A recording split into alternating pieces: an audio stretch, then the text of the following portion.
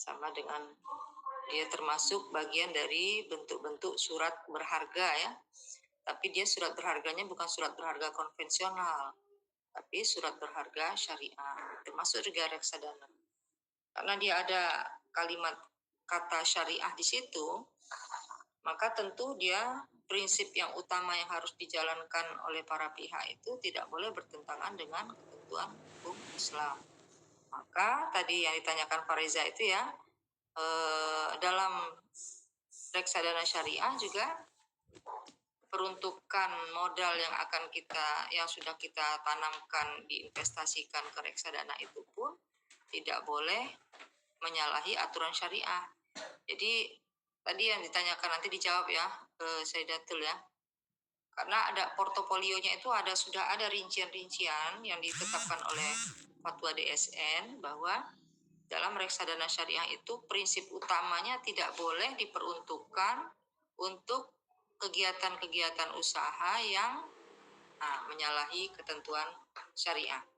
Ya, misalnya nggak boleh nanti dana yang terkumpul dari reksadana itu dibelikan ke saham-saham yang hukumnya subhat misalnya ya, atau perusahaan-perusahaan yang menjalankan produk tetapi dia bentuknya itu ya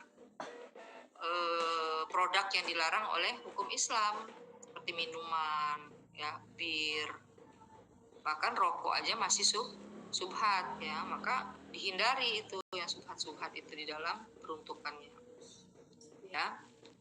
Oke, silakan Sayyidatul dijawab dulu sebelum kita mengulekan.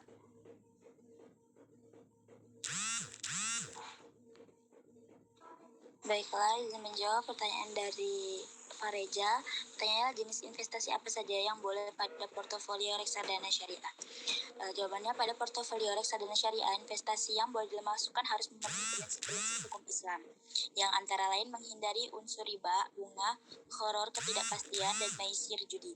Berikut ada jenis-jenis investasi yang diperbolehkan pada reksadana syariah.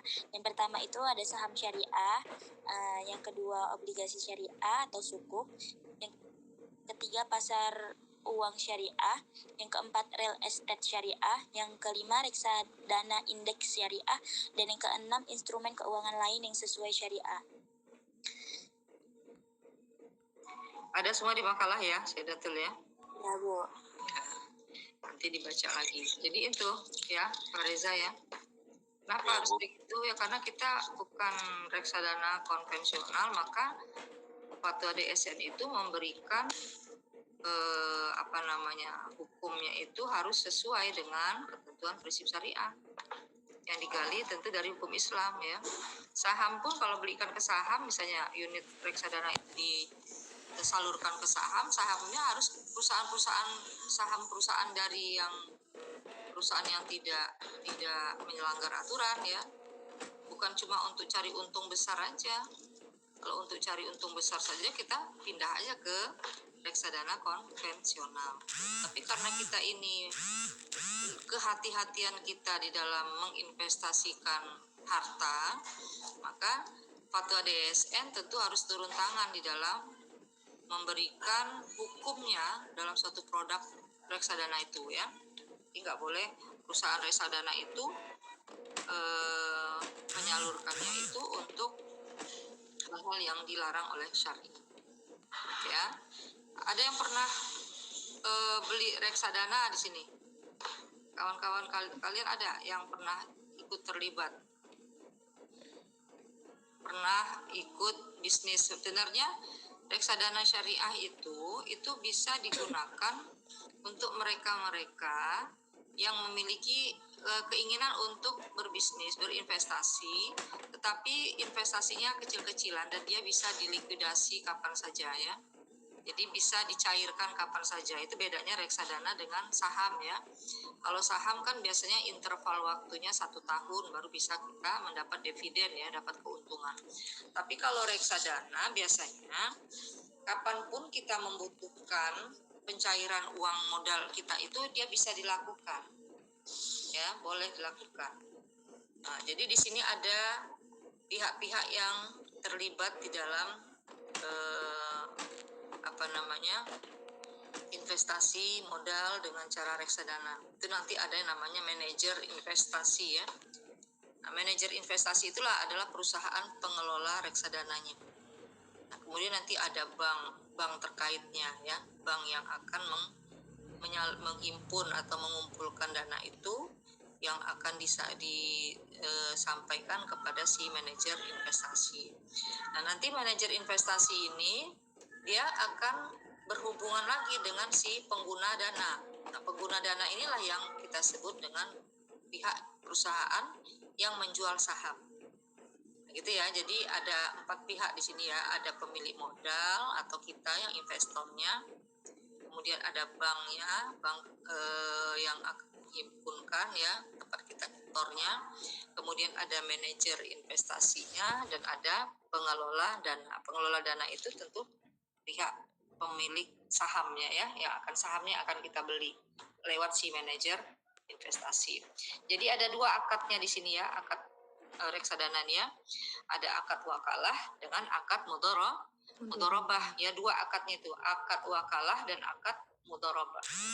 Akad wakalah itu antara pemilik modal atau investor dengan manajer investasi, itu akad mereka akad wakalah. Karena akad pemberian kuasa, perwakilan. Sedangkan akad antara manajer investasi dengan si pengelola dana, nah itu akadnya akad mudharabah. Ya, akad bagi hasil. Nah, nanti uang yang kita investasikan itu kita dapatkan juga nanti dari si manajer investasi sebagai bagian dari keuntungan untuk si pemilik modalnya ya. Jadi antara pemilik modal dengan pengguna dana itu nggak ketemu. Yang ketemu itu pemilik modal dengan manajer investasi, kemudian ketemu juga manajer investasi dengan pengelola.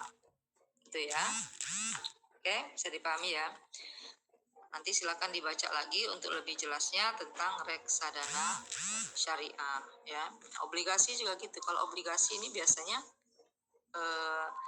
dana yang dihimpunkan dari masyarakat yang nanti akan digunakan untuk kepentingan bisnis perusahaan tertentu. Nanti kita itu akan dapatkan keuntungan. Nah, kalau bedanya obligasi dengan reksadana ini, kalau obligasi ini masa pencairannya tidak bisa dilakukan suatu waktu. Ya, itu ada interval waktu. Paling lambat, paling cepat itu 1 tahun. Paling lama 10 tahun. Ya, jadi bisa cair kita kalau sudah 10 tahun. Ada juga yang seperti itu. Namanya obligasi jangka panjang. Ada obligasi jangka pendek itu hanya 1 tahun. Jadi udah 1 tahun kita dapat keuntungan. Nanti baru bisa kita cairkan. Ya, investasi seperti itu. Jadi investasi yang paling ringan dan bisa dilakukan likuidasinya kapan saja itu reksadana. Jadi begitu harga saham naik kita boleh jual. Begitu harga saham turun kita beli. Atau katakanlah kita top up kepada bank yang menghimpun tadi. Nah, dengan mengatasnamakan manajer investasi. Jadi kapan saham turun, orang biasanya yang penggiat reksadana itu mereka cepat-cepat beli ya, berinvestasi, top up ke manajer investasinya. Nanti begitu sahamnya harganya naik tinggi, oh sahamnya lagi tinggi nih, saham yang dia tanamkan di situ oleh manajer investasi lagi naik. Nah, biasanya orang bergegas tuh untuk top up ya, untuk menambah modalnya, menambah investasinya. Oke, begitu ya. Bisa dipahami ya. Oke, silakan Sayyidatul. Tadi jawabannya sudah ya? Sudah ya, portofolionya ya? Sudah, Bu. Lain? Oke, siapa yang mau tanya Ripaldo kepada Ripaldo nih? Materinya Ripaldo tadi tentang obligasi. Silakan, ada yang mau tanya? Saya Bu izin bertanya pada Rivaldo. Oke, silakan. Ada beberapa obligasi yang dijual dengan harga diskon dan juga harga premium. Terus bagaimana jika ada seorang investor ingin mendapatkan keuntungan dari obligasi dengan harga diskon tersebut? Tolong jelaskan dan berikan contohnya.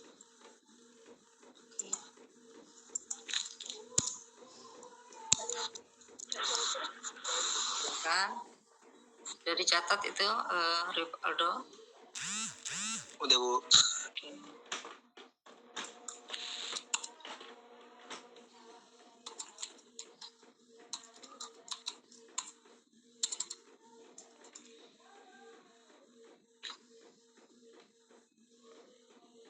Baik.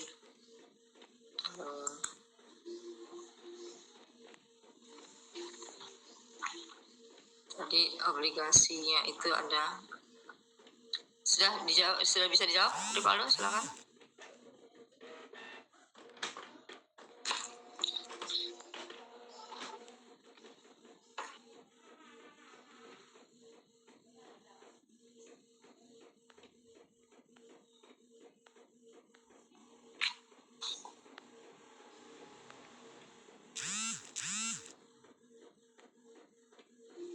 Jadi ini sukuk ini termasuk bagian dari surat berharga ya. Jadi dia bisa diperjualbelikan. Jadi kalau ketika kita membutuhkan pencairan cepat tetapi belum waktunya untuk dicairkan, maka kita bisa jual ke orang lain obligasi itu atau sukuk itu ya. Karena obligasi kan tadi Bu katakan ada obligasi jangka panjang, ada obligasi jangka menengah, ada jangka pendek. Nah, ternyata waktu ngambil obligasi dulu kita pakai jangka menengah itu antar 10 tahun misalnya. Kan lama tuh kita nunggu pencairannya ya. Lama kita akan mendapatkan keuntungan. Caranya, karena dia obligasi atau sukuk ini adalah bagian dari surat berharga, sedangkan ciri surat berharga itu bisa diperjualbelikan dan dipindah tangankan, maka kita boleh jual nih untuk mencairkannya. Kita jual caranya supaya kita bisa mencairkan sebelum waktu yang ditentukan tadi 10 tahun misalnya. Mau nunggu 10 tahun kelamaan, sementara saya kepepet nih mau perlu untuk biaya apa misalnya.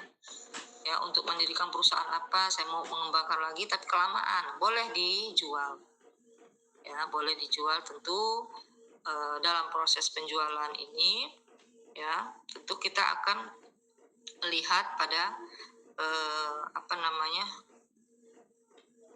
ada unsur yang tidak boleh kita langgar, bahwa kita berpedoman kepada fatwa DSN ya dalam proses jual belian itu. Ini ya, jadi hampir sama dengan saham. Saham itu boleh diperjualbelikan ke orang. Kita mau punya saham, tapi belum waktunya untuk likuidasi, belum waktunya untuk dapat dividen, belum waktunya kita dapat untung. Nah, kita jual aja ke kawan, supaya bisa segera nanti dilakukan balik nama, atau istilah bahasanya itu dilakukan perubahan nama dari sahamnya itu ya. Jadi caranya seperti apa? Nah, itu sudah mungkin waktu dalam mata kuliah hukum dagang dulu sudah Ibu jelaskan ya. Cara balik nama seperti apa, karena dia bagian dari surat berharga ya. Beda ya, surat berharga, surat yang mempunyai harga. Dulu kita sudah jelaskan itu. Kalian dulu nama mata kuliah hukum dagang sama Ibu ya? Sama siapa? Iya Bu. Iya Bu ya. Itu kan dulu dalam pembahasan surat berharga itu ada itu, bahwa surat berharga itu bisa dipindah tangankan. Itu salah satu cirinya. Contoh salah satu surat berharga itu adalah saham ya, obligasi atau sukuk, itu surat berharga. Jadi ketika misalnya kita perlu dana ya, perlu dana mendesak, sementara yang lembaran saham ini belum bisa untuk dicairkan, ya caranya kita dengan cara menjual lembaran saham itu ke orang lain. Maka dilakukan namanya cesi ya, balik namanya cesi. Cesi itu balik namanya, pemindah tanganannya dilakukan dengan balik nama. Gitu ya. Jadi kalau misalnya kalian punya saham kepepet perlu duit tapi belum bisa dicairkan, ya gitu caranya. Dilakukan pindah tanganan. Oke, silakan Rivaldo.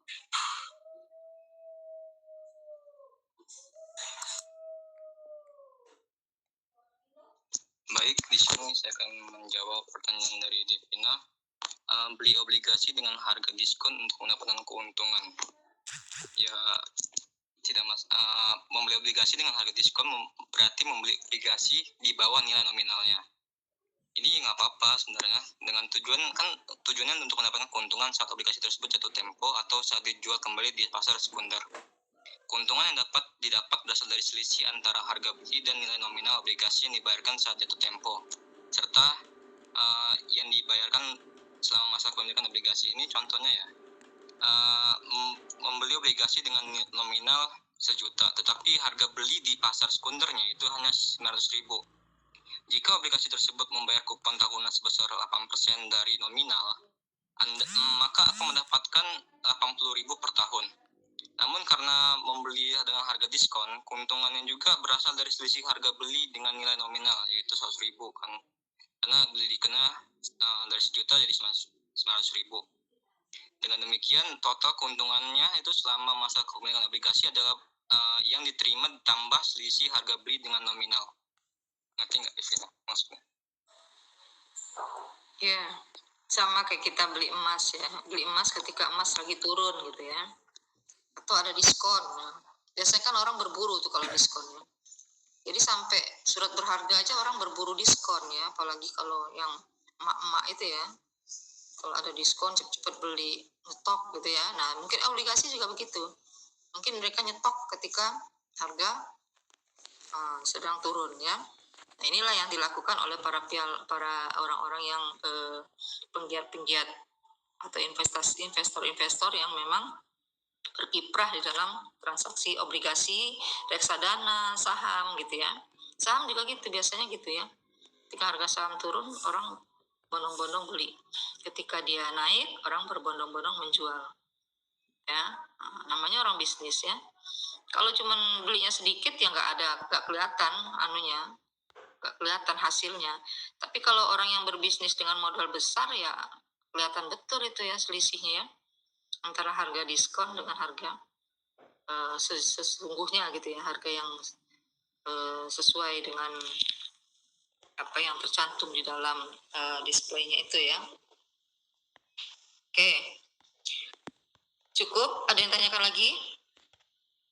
Nah, Ibu infokan kayaknya Talita ini mungkin nggak bisa hadir karena tadi ada musibah ya. Berarti tinggal Talita sendiri nih yang belum presentasi. Nah, kita upayakan ya di awal Desember nanti kita sudah UAS ya. Ini kan minggu depan tuh sudah awal Desember.